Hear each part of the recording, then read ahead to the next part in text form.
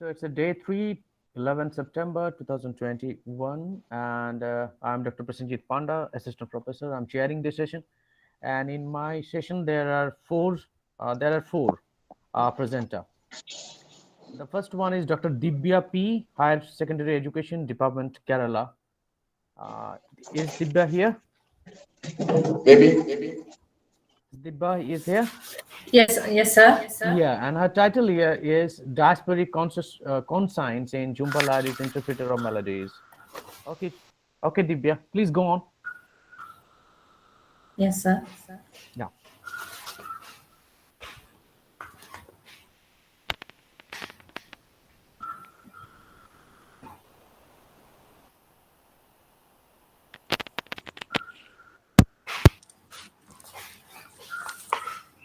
Sir, is it visible? Yeah, is it visible? Is it visible? It is visible. Okay, sir. Thank you. Good morning, everyone. My presentation topic is diasporic contents into Maladies, interpreter of maladies.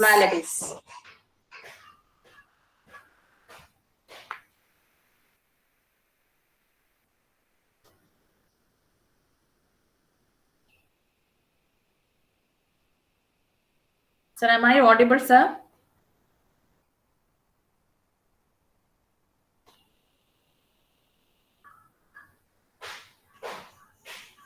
Sir, am I audible? Yes, you are audible, and your presentation is also. I can see that.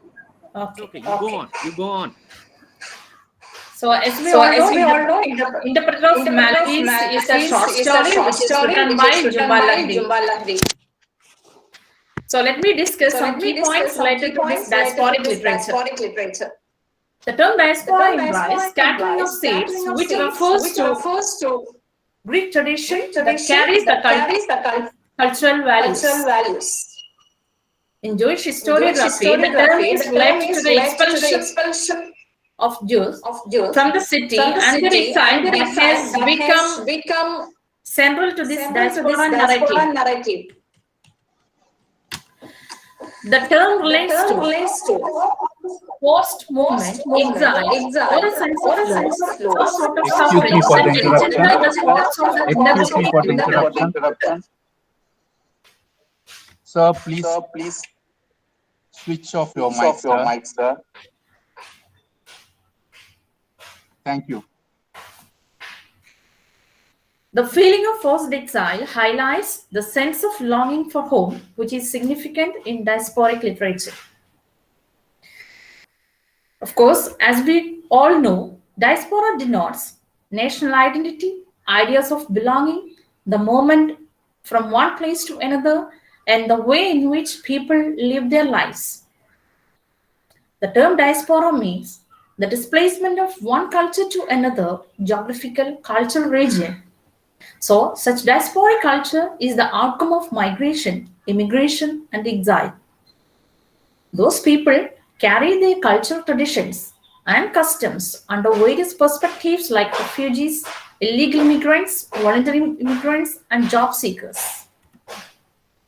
In diasporic writings, they are strictly autobiographical, in which the experiences are diasporic from their real lives.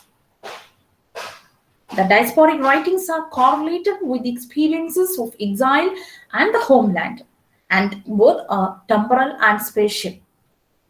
The displacement of people from their homeland implies the amalgamation of two cultures mean the culture of their native land and the culture of their adopted land.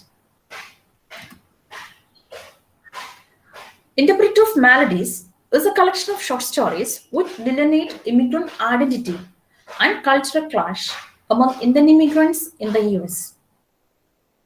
The characters are struggling to build their own identity in an isolated land where they face and come across their identity crisis.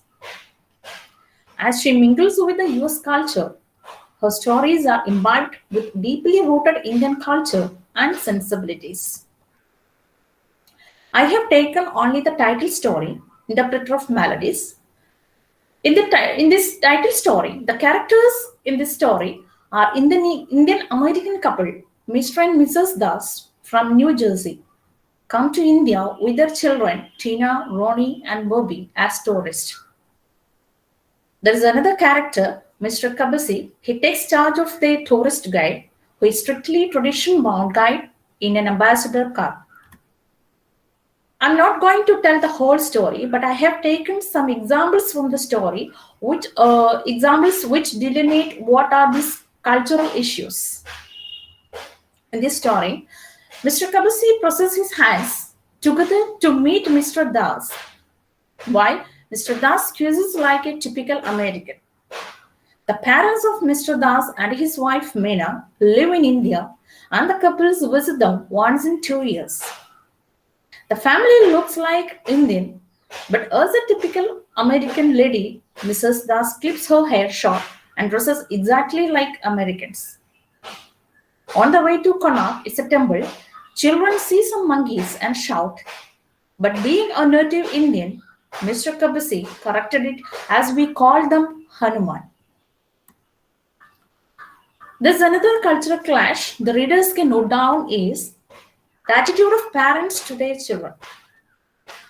They behave like an older brother and sister and not as parents. Mrs. Das waits for some private moments to share her guilt-haunting memories of the past 8 years. Mr. Das' Punjabi friend once seduced her, and in the moment of weakness, she became pregnant and gave birth to Bobby. And now she confesses it to Mr. Kabasi, only to get some solace for her pestered mind. Is the conclusion I would like to add. In this short story, Lahiri depicts the realities in an Indian immigrant family, the marital relationships, cultural bond between the East and the West, and human relationships also. Mrs. Das is unable to correlate her two cultures and fails to discover her own identity. She feels guilt not because of love to her husband, but because of her Indian root. Of course, we could also get the second generation immigrants, especially their children, have difficulty in discovering their identity and culture.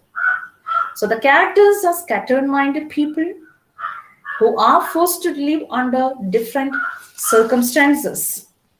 So the whole plot waves around the clash between the culture of the East and the West. Thank you, sir. So, sir. Okay. Thank you. That's a very short, lecture of Divya P. And she talked about the diasporic consciousness and Jhumpa Lahiri's interpretive melodies, and that's very shortly, very briefly, she actually explained that. It could have been a bit larger, a bit longer, because there are several issues are there in that very story, and probably Jhumpa Lahiri, you all well known that Jhumpa Lahiri still suffer from that very diasporic conscience, because she suffered that, she lived with that experience, the diasporic experience, the alienation and this, the loss and the memories, and she was creating that, and how Mrs. Das is actually, undergoing those kind of things. It could have been a bit longer, the B. But even though it's very crispy and very subtle. Thank you very much for your. Yes, sir. It's a short story, and I have taken only the title story. Yeah, I understand that. I understand. You could have make it a bit more. You could have added Mrs. Sain or Apirja that came to dine. You could have added. But anyway, it's okay. Thank you for your presentation. Thank you, sir. Thank you so much. Thank you. You're okay. The next candidate is Abhinav Piyush. He is an PhD candidate, Department of English, University of Delhi, and his topic is Anita Bharti Education, Feminist Consciousness and Redefinition of the Dalit Woman Protagonist. Abhinav, are you here? Yes, sir. I'm here. Okay, Abhinav. Thank you very much. Okay. Yeah. Your time starts now. You just go. Right. With your permission, actually, the camera on my laptop is not working. So, is it okay if I just read out without the cam? Otherwise, I will have to move on to the mobile and which. Okay, fine, Joe. Since it will take some time, so you can. Yeah, thank you, sir. Thank you so much. I like to read out the name of my paper. The title of the paper is Reading Anita Bhati, Education, Feminist Consciousness, and Redefinition of Dalit Women's Protagonist. Dalit Woman Protagonist, in fact. Just to give you a little bit of context here, uh, mm, my entry point into this conference is through the frameworks of exclusion and marginality. So I'm not really going to go into the details of how the Dalit narratives enter into fourth world literature as an idea, but I assume that it is through the positions of exclusion and through the positions of marginality that we continue to speak of Dalit narratives within the context of the fourth world literature here. In the context of Dalit literature in general and Hindi Dalit literature in particular, the Dalit subjects' negotiations with the modern educational institutions at different levels of education has been problematized by many Hindi Dalit women authors. And एक थी कोटे वाली, that there was a quota woman. This is my own translation, which is by Anita Bharati. This story is another resounding take on the narratives of contemporary processes of education, its associated institutions, and the embedded narrative of casteless modernity that they carry. In the Hindu Dalit women writings, apart from the stories of Sushila Takbore, Rajat Rani's remarkable story, Hum Kaun Hai, deals with the Dalit child's exposure to the covert forms of casteism in school, where she is badgered into revealing her surname by the teachers and the school administration. Who is another writer from Bihar, her story Dronacharya Ek Nahi keeps her male protagonist Suvash at the center of the narrative, in which an educated Dalit youth is treated as an anomaly by the different stakeholders of school and college education, the limited reach of education to the larger Dalit collective, and its graded quality is seen as a design to perpetuate systemic oppression and discrimination. However, in this paper, I intend to discuss Anita Bharti's story from her 2012 short story collection Ek Thi Kote Wali, Tatha Anya Kahaniyan. That is, There Was a Kota Woman and Other Story. This is a collection which came out in 2012. This prepares the mold of education-centered Dalit short stories where the Dalit woman protagonist is projected as an epitome of empowerment and Ambedkarite consciousness through education. The thrust of the redemptive possibilities that the modern means of education as a theme receives in Dalit literature, Dalit institutional politics, as well as Ambedkarite discourse has been converged with the agency and consequentiality of Dalit women narratives, Dalit women protagonists in this narrative. Both overt and covert forms of casteism, which manifest themselves as a part of contemporary social reality, and more so within the modern and emancipatory spaces of educational institutions, is confronted and contested in this narrative. Beyond the theme of education, this paper also interrogates into the intersectionalities of caste and gender as one of its core issues. Anita Bharti is a Dalit feminist writer who has participated and spearheaded the Dalit movement in different capacities around Delhi region. She completed her MA and BH from University of Delhi, and she is member of editorial board of Apeksha, a Delhi-based Hindi Dalit magazine. She also served as the General Secretary of Dalit Lekhak Sangh, which is an authoritative Dalit writers forum based in Delhi. Anita Bharti is currently employed with the government of Delhi schools, and as a writer, her explicit stand as a Dalit feminist reflects in her numerous works. Two short story collections, two poetry collections, and critical writings on Dalit women's issues form her corpus presently. She also received Savitri Bai Phule Award by Strik Kal magazine for the contributions to the discourse of Dalit feminism. She exemplifies the writer-activist persona. Beyond her works on representing feminist issues and caste violence, Bharti has also worked on the abuse of human rights, sanitation, land rights, water scarcity, media, globalization, and education, as she finds these themes directly affecting the Dalit underclass population and often delivered lectures and visited conferences to speak on such issues. Nanda Moge writes that Bharti self-confessedly functions as a feminist writer and looks at Dalit women's writings to resist the structures of caste as well as gender. She has often been critical towards the demeaning literary representations of Dalit women in mainstream Hindu literature as well as the contemporary Hindi Dalit literature. At the same time, she has also collaborated with non-Dalit writers while dealing with the issues of caste and gender. So now I move on to the narrative. The story under discussion here is Ek Thi Kote Wali, that there was a Kota woman.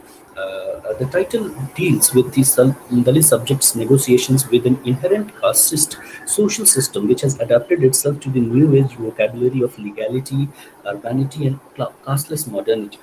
The setting in the first part of the story is that of a government-funded school, where reservation system is officially in place to fill in the vacancies of teachers and staff.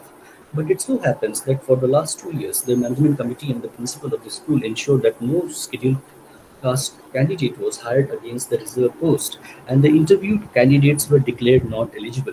A practice that academia has often been accused of, which generally benefits the non-reserved category students and candidates. However, through the intervention of the education officer of the state, a scheduled caste education officer was sent as a member of the interviewing committee, and in the presence of the liaison officer, the interview committee could not fabricate the interview, and the story's protagonist, that is Geeta, is finally selected for the post of a science teacher in the school, as she possessed the right credentials and degrees from one of the preeminent universities in India.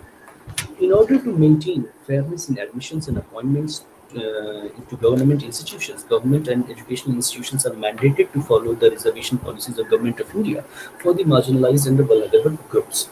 However, this episode in the story hints at the sinister ways in which scheduled castes and other marginalized groups are often denied their constitutionally mandated rights to admissions and employment, and thus are kept away from power centers and participating in governance.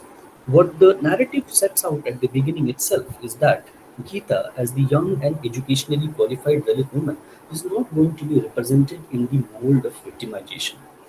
For her, education is a potent weapon to seek empowerment as a woman as well as to undo the stigma associated with the caste identity.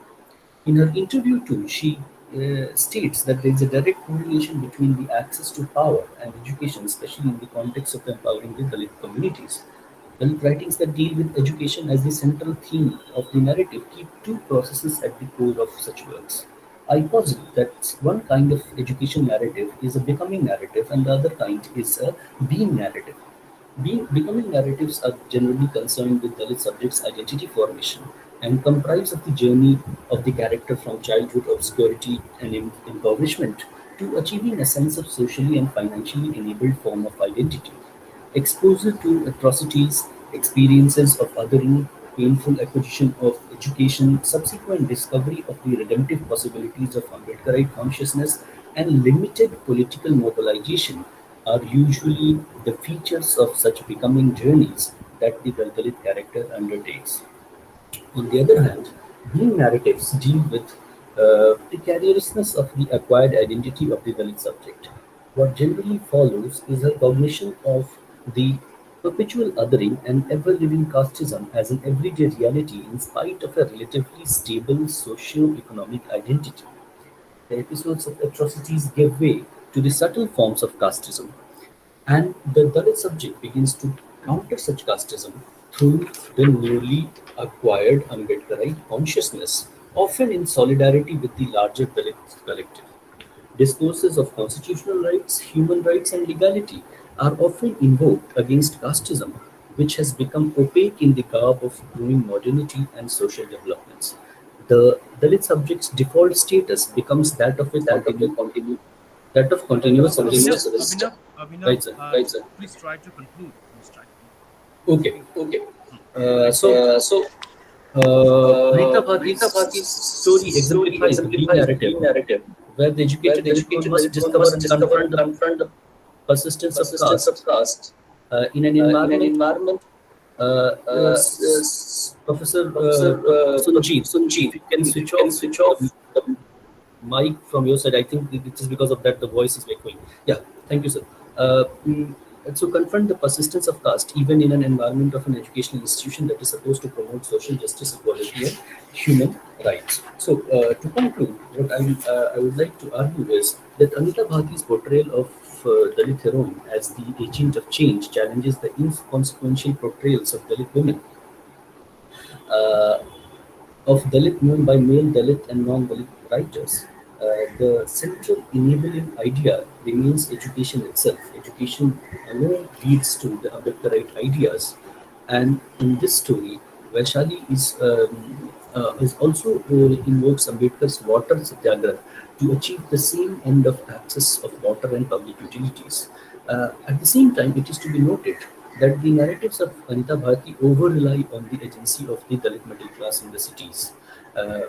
The class intersectionalities reveal a different picture altogether when discussed in the case of other Dalit women writers, for example, Kaveri and Kusum Meghwa. What Bharti should be credited with is the idealized portrayal of the Dalit heroine functioning within the Ambedkarite discourse, which serves as a literary model for the Dalit women writers. In doing so, she has contested the representational ethic of both male Dalit writers as well as the upper caste writings. Thank you, sir.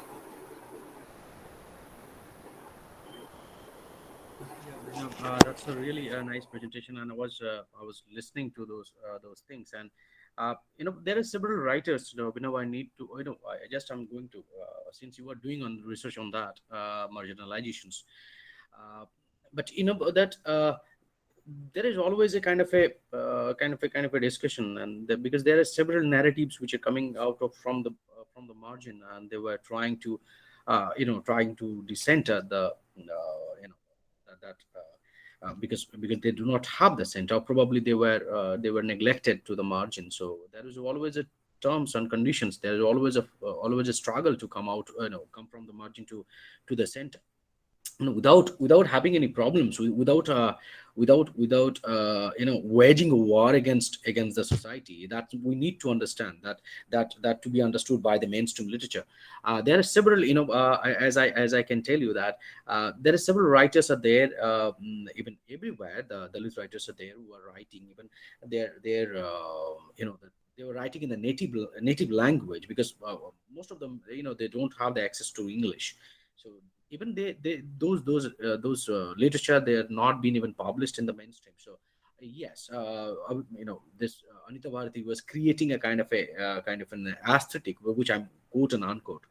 She was creating an aesthetic, and that is really beautiful, because we don't have, struggling is shown in the literature. We can have that, the suffering, the alienations, that the marginalization is there. That is okay. That is because that each and every one is doing. But what actually you told that Anita Bharti is doing, that she was creating a kind of an aesthetic, which we should be there, as the gyne literature is there, with the gyne criticism out there. They are creating their own methodology, rather, they were not imitating the male writers. Like the same way, this Anita Bharti was creating her own aesthetic, and that aesthetic should be the expression of her language and obviously the resistance. Thank you, Abhinav.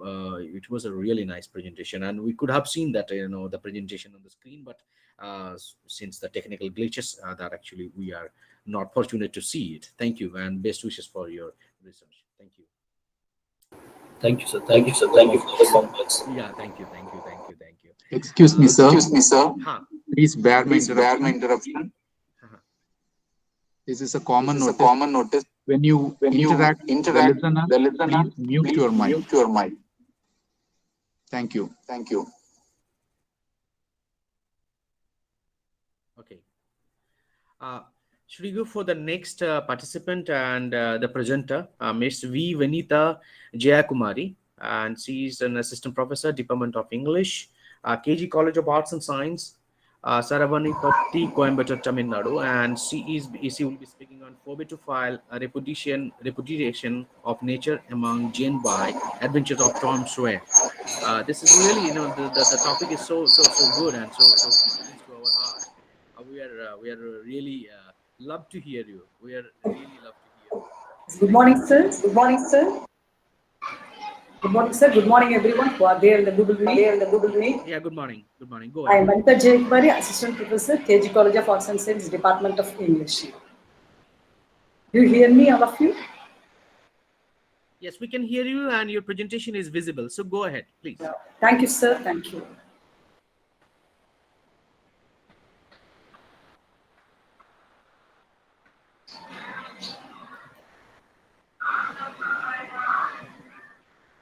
My topic, my paper is on 4 to 5 repudiations of nature among Gen Y, Adventures of Tom Sawyer. This novel was written by Mark Twain. It is his Samuel Langhorne Clement's pen name. He has used this name for only writing. He was a famous American writer, humorist, and everyone I think know very well. And William Faulkner called him as the father of American literature. I just want to give a short introduction about the author and the themes. We have different themes in Tom Sawyer, Adventures of Tom Sawyer. Childhood adventures are there, religion, social hypocrisy, romance, superstitious beliefs, murder. Many more things are there, themes. And characters, the protagonist of the novel is a very small boy, Tom Sawyer, and his auntie is Aunt Polly. And other characters are there: Sydney, Mary, Becky Thatcher, Huckleberry Finn, Widow Douglas, William Joe McWhorter, Joe Harper, Judge Thatcher, Mr. Dobbins, Mr. Walters, the Reverend Mr. Sprout, Alfred Temple, Dr. Robinson. I don't want to give my time to the characters. I just get into the event so that I can explain my topic well. There is a scene that's punishment, whitewashing. So why this punishment is given to Tom, the protagonist of the novel? He is not interested to attend school, so he got punishment from his aunt. She asked him to whitewash the fence, a lengthy fence. She asked him to whitewash. This boy, a very small boy, he used his skills, intellect, and asked the other students, other friends who are passing on his way to whitewash.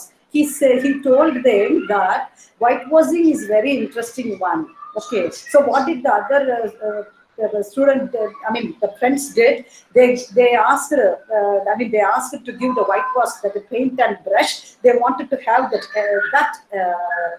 joy, enjoyment. They wanted to paint and enjoy the pleasure. So he gave that one. And he collected some of the things from them in exchange. So all boys almost gave their things and whitewashed them. What is my topic? This Y generation children, they do not give time to the nature. Instead, they go behind the technology. That is nature. Those days, this Tom Sawyer, this novel, you had a natural one. Children like to do, but parents, they will not allow. That is quite nature. So the Y generation students, even the parents, they do not give this type of punishment. Even now, see, if you take present generation, the parents have one child or two child, and they did not punish. They give a very less punishment. I think everyone accepts this one. Then next event which we see in this novel is superstitious beliefs. There is a dead cat. This is Huckleberry Finn. He is his Tom's friend. He had a dead cat. His belief is that when he takes this dead cat to the graveyard and sit there, the ghost will take the dead cat. In return, their warts, there will be some warts in the skin, that will be cured. So, but when you take the present generation, they do not have this type of superstitious belief. Instead, they have what? Different thoughts. They have their own thought and they go behind their thought. Then another events, I have presented some events here to highlight how the children were there in that period and how the Y generation children, they are the smart children we all know very well. So we will see. Next, these boys witnessed a murder scene. They went to the graveyard with the dead cat. They saw the different thing there. They saw three figures. They saw three figures. They saw that they were people. Dr. Robinson, Ingenjo, Muff Potter. So what happened there? They killed Dr. Robinson, and Ingenjo killed Dr. Robinson and put the blame there on Muff Potter. This scenes, when children see, it's just to bring to your mind that they will be very, threatened to see the scene. So these two boys, they were afraid of the situation, and they did not want to tell the truth out because of the character Ingenjo. He is just a character who takes revenge later. So the boys know they are afraid. Think about the small boys. Even now, if we see any murder nearby our house, we will also have some sort of fear. Like that only these children. And now the present generation children also they are very unfortunate because due to COVID-19 third waves, we are not allowing children to go out and have their touch with the nature. That's our fault, or we can say it's by God's grace. Then all people, they sit together, and the people saw the dead body of Dr. Robinson, but these boys were not able to say the truth. You know very well, children are next to God, we say, because they are innocent. They never hide the truth. They always come out with the truth. So these boys, they want to hide because they are afraid of Ingenjo. So these children, this white generation children, they always look into their self-life only. Then they don't unnecessarily involve in what? Others' problem, others' matter. This is very good only according to white generation children. Next, there is a scene where his aunt Polly gives him different medicine which she has prepared. Okay, once when she gave her medicine, Tom was not able to bear the stomach, the burning of the stomach. So he gave the medicine to her cat. So the cat started to whirl around the room, and she understood what the pain is. So if you take our young white generation children, they react very smartly. They tell the mistake of the others directly to them in a smart manner. Do you understand? I just want to say that how the children reacted in those days, how the smart children react nowadays. Even now we can see in our family how the children react. Next, these boys wanted to have a free life, so they wanted to become pirates. So they went away from their house to an island, and there they enjoyed swimming, fishing, cooking, hunting, because nobody is there to control them.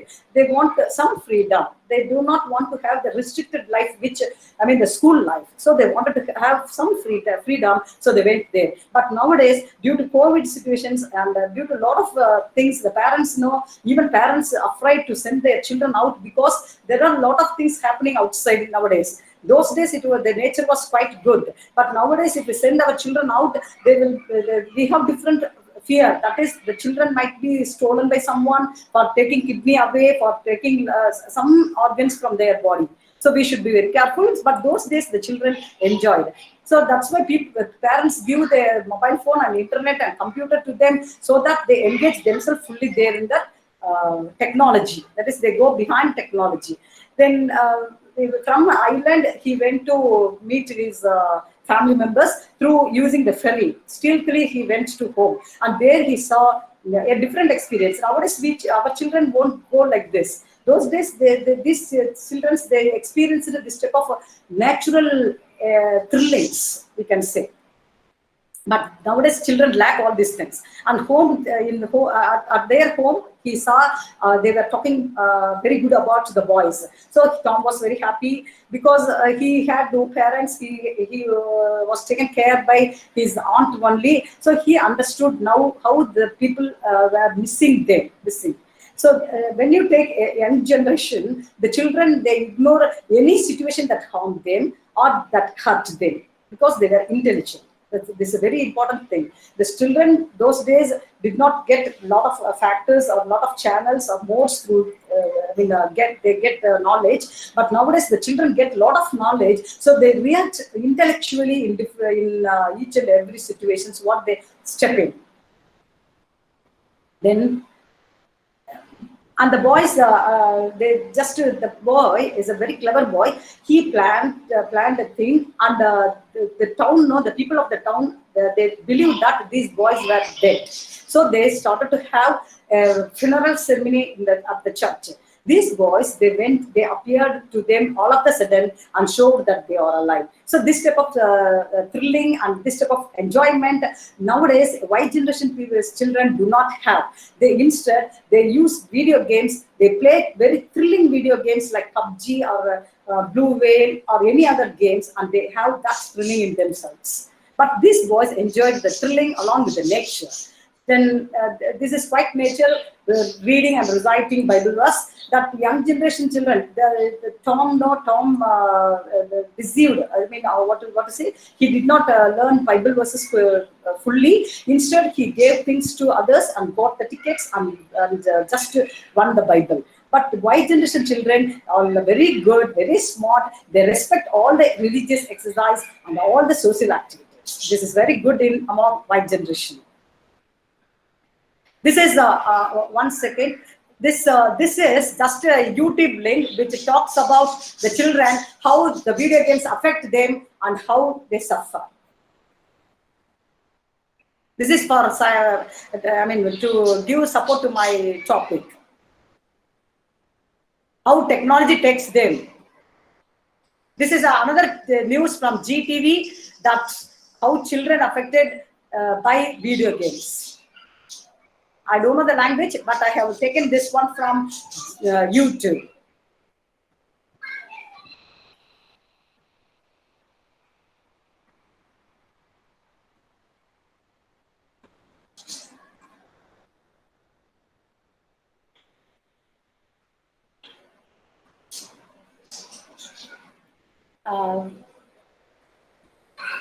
I have presented my topic. I mean, I have presented my papers, sir. This is this news that I just wish to my thank you so much. Thank you so much. Yeah, thank you, Benita. It's such a original topic you took from the.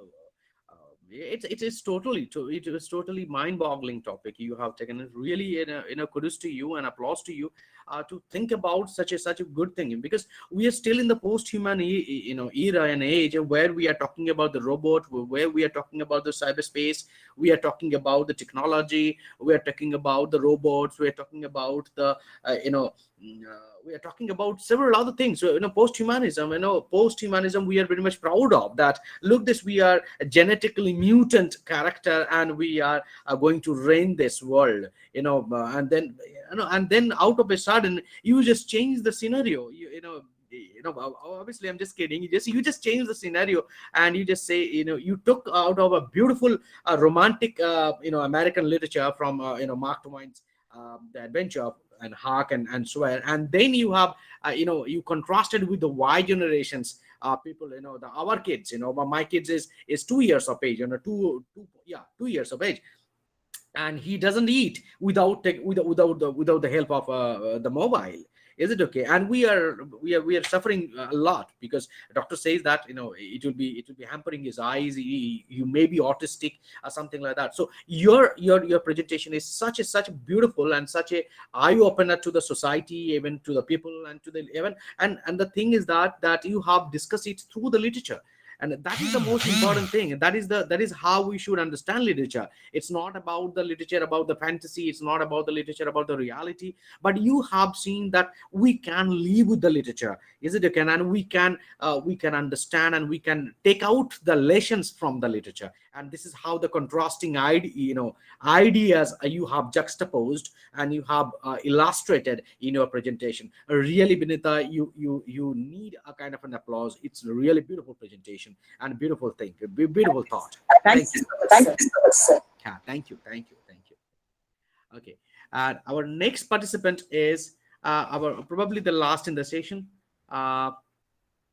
is Sejna A, research scholar, Department of English, Sri Ayappa College for Women, and affiliated to Manomaniam Sundaranar University, Tirunelveli, probably Valley. Yeah. Yes, sir. Am I audible? Yes, yes, you are audible, please. Okay, let me share this.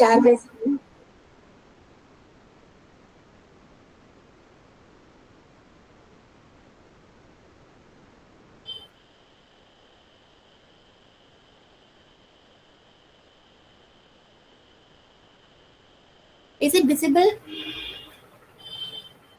No, still not. It is not visible.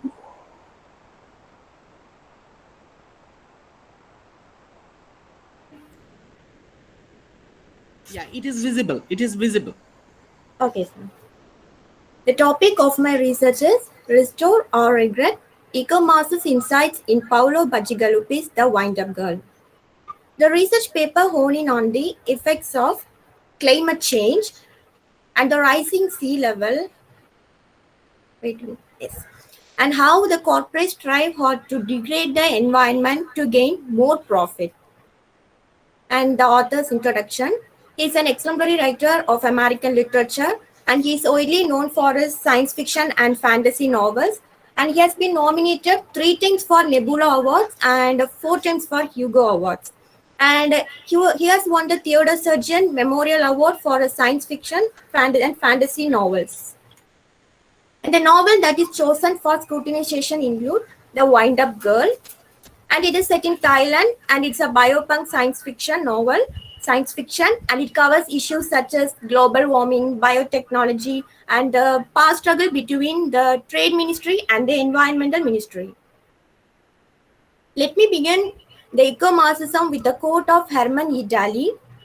Environmental degradation is an iatrogenic disease induced by economic physicians who treat the basic malady of unlimited wants by prescribing unlimited growth. Yet one certainly does not cure a treatment-induced disease by increasing the treatment dosage. And ECOMARXISM. ECOMARXISM combines the principles of Marxism and green studies. That is, the former deals with the production, capitalism, and working class, and the latter, it deals with the environmental issues and about environment. And the term ECOMARXISM was first introduced by Ben Agar in 1979 in his seminal work, Western Marxism, an Introduction, Classical and Contemporary Sources. And Pepper defines ECOMARXISM as a socio-political ideology that fuses the Marxist critique of capitalism with ecological issues and pro-environmental movements. Again, the traditional political principles of Marxism are amalgamated with the ecological principles. Usually in Marxism, the ruling class, they smashes and corrupts the rights of the wages of the working class. And similarly, in order to gain more profit, the capitalists attempt to degrade the environment and nature. Nature is exploited in the name of growth and enhancement. And how this ECOMARXISM is applied in The Wind-Up Girl. And I have chosen the 3 terms from ECOMARXISM. They are social metabolism, environmental possibilism, and metabolic drift. Social metabolism. This is an energy flow between the human beings and nature. For instance, the bioengineered seeds, these things are introduced by the corporates, and they result in failed crops. Not only failed crops, but also in bioengineered plagues like blister red and cysticercosis. And similarly, animals like megadots. Megadots are similar to huge elephants, and cheshires. Cheshires are like cats, and they feed on corpses of other animals, and they also hunt animals. So these animals were also introduced in the environment. And in addition to this, they also introduced gene-ripped chicken, papaya, and other fruits. And what happened means, this introduction interrupts or disturbs the food chain. Environmental possibilism. Environmental possibilism means embracing the changes that occurs in the nature. That is the survival of the fittest. The people in the Bangkok, they use a home made of bamboo, so that when the flood comes, the house used to float. And Kanya says the houses are all on bamboo raft, currently grounded, but when the flood comes, the houses will float, rising as water and silt across their paddy and ponds. And third one is the metabolic rift. It means the disruption in the exchange between the human beings and ecosystem. And this disruption is entirely caused by the capitalists. So the rising sea level and the global warming is not checked at the appropriate time, and it has swallowed the coastal areas and waiting for the chance to gulp the cities of Bangkok. So my research findings are, even the cities of the developed countries like United States are submerged underwater. Actually, it is a post-apocalyptic writing by Paolo Bacigalupi, and this gives the people a note that no technology can escape the humans from the nature's fury. Nature should be prioritized instead of more production and more profit. There should be production and profit, but we should not prioritize more production and more profit. And government should regularize the rules regarding the usage of the more usage of natural resources. And the projects should be curtailed that brings danger in the name of growth and development. Thank you.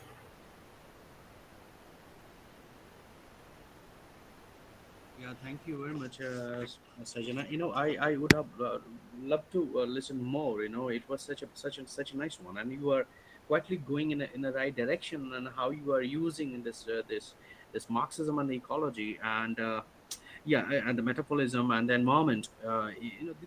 This should be explored more, and Yes, sir. probably yeah, they should be explored more. And I was listening, and I was thinking that you should be speaking a bit more, 2 or 3 minutes, so that I can get some some of the gist from this novel, because I haven't gone through that novel. It's still there, but yeah, definitely this is a great one. And I may suggest you that please read our own novelist, one of the Aristina Kire, by her novel is Son of the Thundercloud. Son of the Thundercloud. It's based in the Nagaland, and Son of the Thundercloud. Fine, you should be. It's a mythical, poetic, novel, probably novella. You can find it. 130 pages, 150 pages a day. You can read by one go, and there you can find this how the environment, how the environment is working as a theoretically, or probably as an ideology, to understand, or to disseminate the meaning, and how the narrative is helping you to understand the differences, the dichotomies, the dialectics in the society, though in a different way, though not in a direct way, but in a indirect way. There is a famine, there is a flood, there is soil erosion, there was famine, there is several other things are there, how the environment is reacting to the male, to the human being. Is it okay? So you can find how the deforestation is going on, how the afforestation is going on, how the flood is coming, how the river is being dried up, how they were going from one place to the another, how the fantasy comes in, how the angels comes in. So it's a kind of a how the folklores are coming in.